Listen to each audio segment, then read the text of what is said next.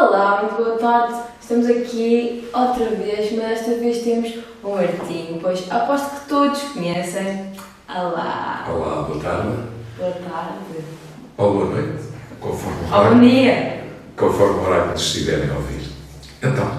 Então, queria agora começar com umas perguntas sobre o campo de férias, que é, nós estamos aqui para saber mais. Queria saber quando é que começou essa paixão pelos campos e as colónias. Ui, adoro chamar-me velho, mas há 60 anos, tenho 65, há quem me chame o pai dos campos de férias. Já me chamaram avô, mas eu prefiro o pai. Eu fui internado num colégio e esse colégio fazia colónias de férias. Todos os colégios iam fazer colónias de férias, era uma das atividades de verão. E foi por aí que comecei. Lembro-me que foi em São Julião da Ericeira. Espetáculo. E como é que foi a experiência? A experiência, aquilo foi dos 5 aos 11 anos. Lembro-me muito das atividades culturais. Eu lembro-me que cada grupo representava um país no tema de uma das colónias. E não sei porque ficou o ano em que nós éramos Timor.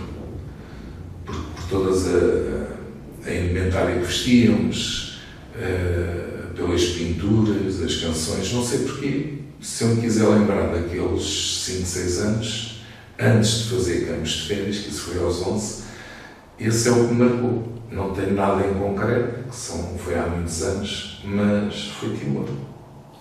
Sente que tenta passar algo do que, meio que, o que acha que você tenta transmitir às crianças hoje em dia, no campo de férias, mais ou menos o que viveu nessa altura?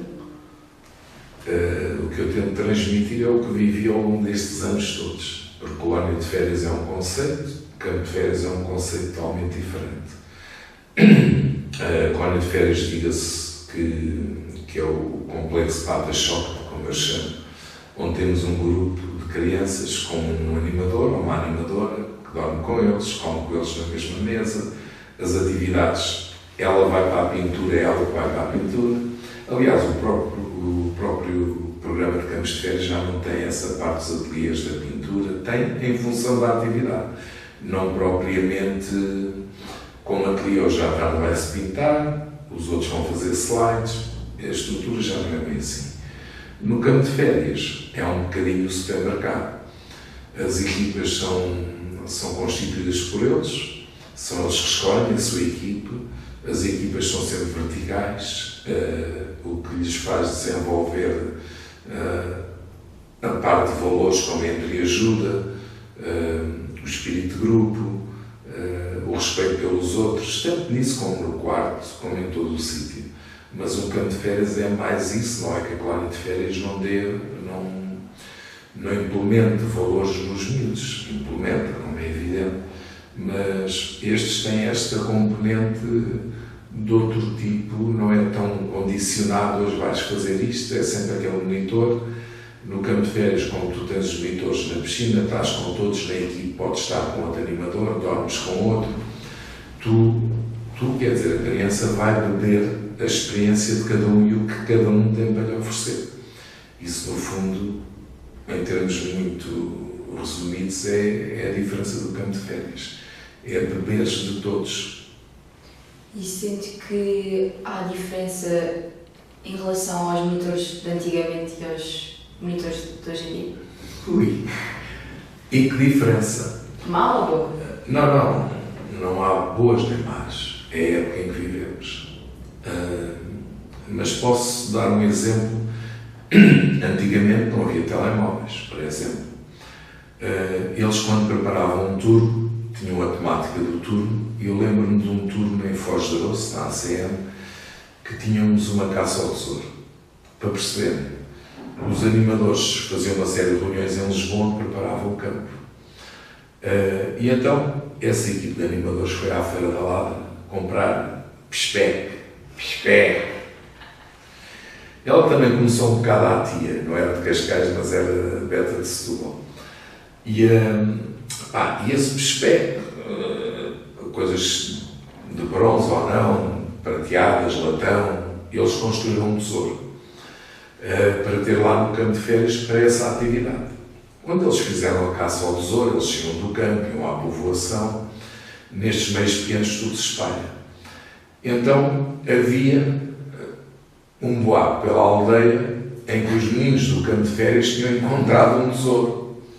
Aquilo era levado tão a sério que o próprio município veio ao campo reclamar o tesouro que era deles, porque tinha sido encontrado em terrenos do município, quando aquilo tinha sido uma recolha e compras de material que os animadores fizeram na Feira da Lavra.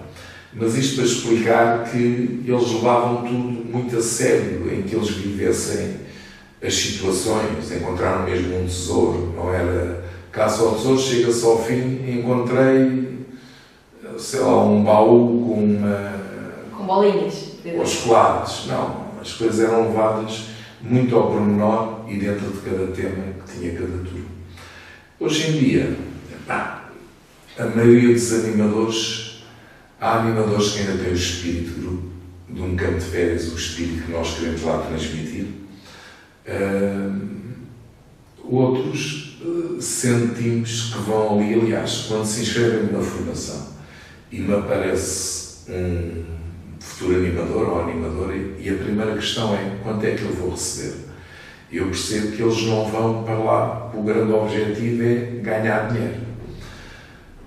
E eu considero um bom animador de um campo de férias tipo um professor. O professor não é um funcionário público, está no ensino por missão, porque gosta, quer transmitir conhecimentos e é esse, a criação de amizades, são esses os pontos principais.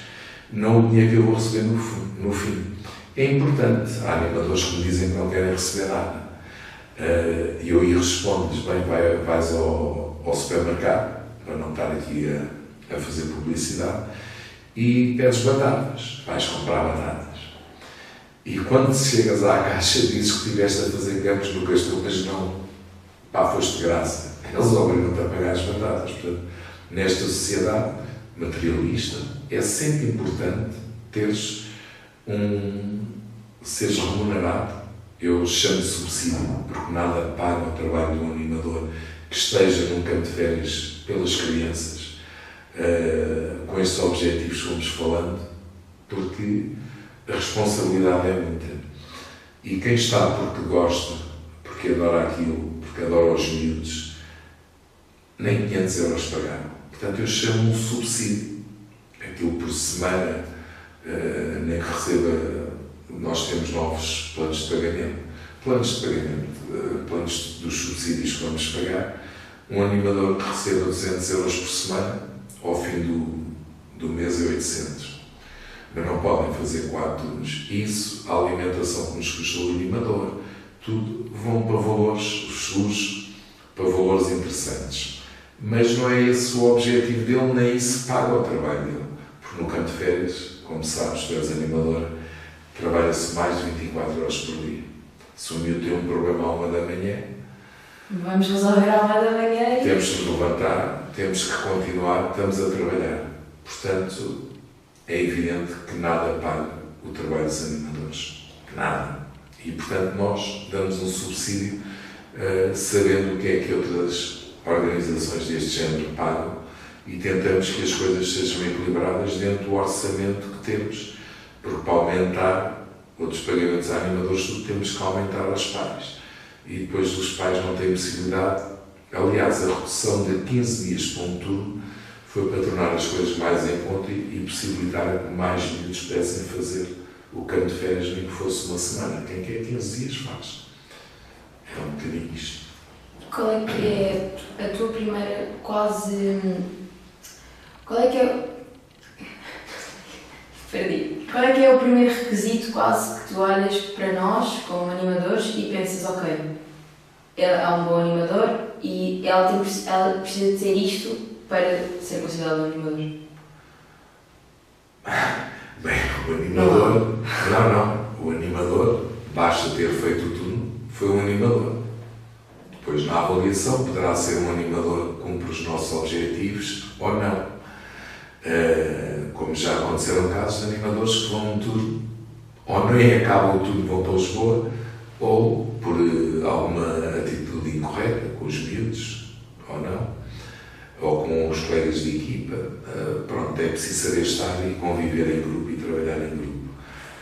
Portanto, foi animador, poderia ser bom ou mau. A mim, o que me seduz, e quando estou a dar a formação de animadores, e mesmo assim, ainda me engano, há animadores que eu acho que vai ser espetacular. Ele é carinhoso para os miúdos, é dinâmico, tem aquela dose de loucura, de maluqueira, que é importante. É importante.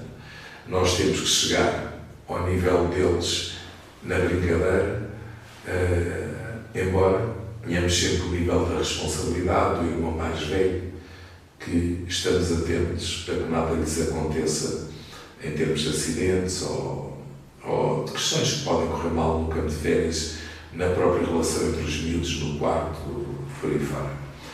Portanto, só com a experiência que se vai adquirindo, tudo isto é um caminho para o animador. Fez este ano, faz para o ano, ele próprio vai crescendo como animador.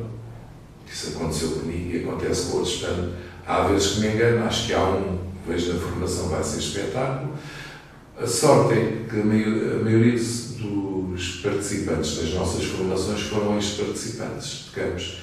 Então nós conhecemos o passado deles, acompanhámos eles durante anos, vimos a evolução, a maturidade deles e poderá não nos surpreender porque os conhecemos melhor.